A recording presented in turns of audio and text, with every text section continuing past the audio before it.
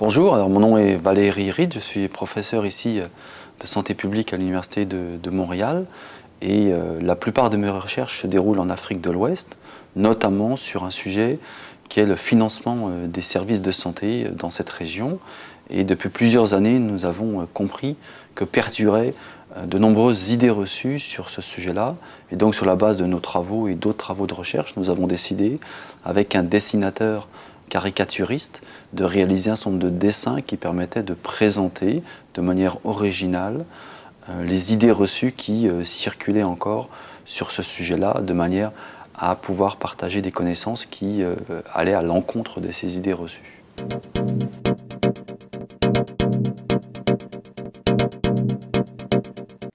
Alors, je pense qu'il y a eu plusieurs points tournants de cette expérience.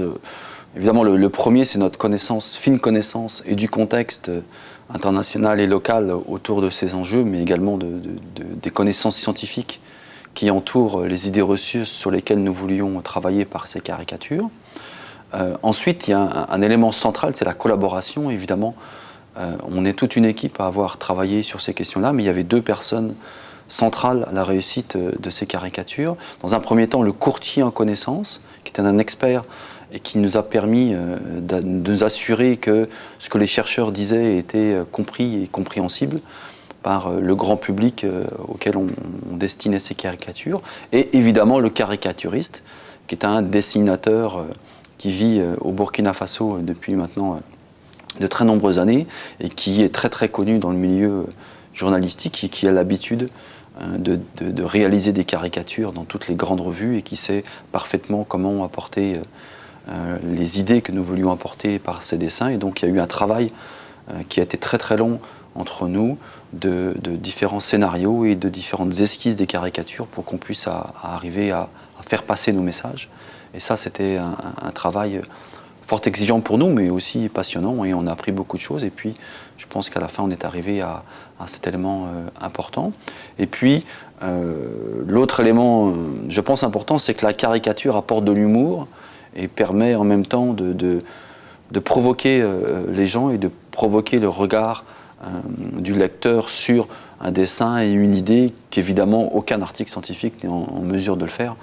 Vous avez beau chercher un titre très original dans votre article, ça reste un article scientifique. Et il y a très peu de gens qui lisent ces articles, alors que la caricature va pouvoir provoquer le débat. Elle apporte évidemment pas tous les résultats et toutes les idées qu'on veut apporter dans un article, mais au moins elle permet de provoquer un débat, de susciter une discussion qui ensuite peut être étayée par des éléments factuels ou des éléments plus en profondeur autour de ces questions-là.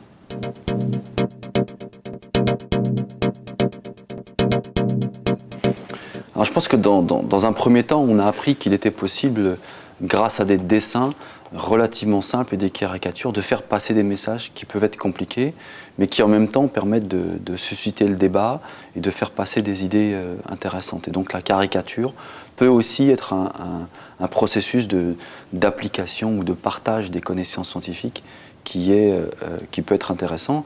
Et on l'a vu, l'un des acquis majeurs, c'est que ces dessins, ces caricatures ont été très utilisés à l'échelle du monde. Il y a eu plus de 6000 personnes qui sont allées sur le site pour télécharger l'ensemble de ces caricatures qui ont été rendues en accès libre, gratuite, sur le site internet de Équité Santé. Et ensuite, on a vu que de très nombreuses personnes avaient utilisé les caricatures dans des présentations, dans des revues, dans des journaux. Il y a vraiment une grande diffusion et ça, c'est intéressant. En revanche, je pense que le point important que j'aimerais apporter, c'est que tous ces travaux d'application des connaissances innovatives sont peu reconnus, sinon absolument pas reconnus par le système académique et le système universitaire. Et nous travaillons fort pour faire ces processus qui sont, je pense, essentiels. Malheureusement, le système académique américain, en tout cas nord-américain dans lequel nous vivons, ne reconnaît pas ces activités et nous oblige à faire ça, en plus de notre travail. Et je pense qu'il y a vraiment enfin un besoin de prise en compte, de reconnaissance universitaire de ces travaux qui sont essentiels et importants, car il ne suffit pas de participer à la production des connaissances, encore faut-il qu'elles soient accessibles et utiles et utilisables, et ces activités font partie de ces processus.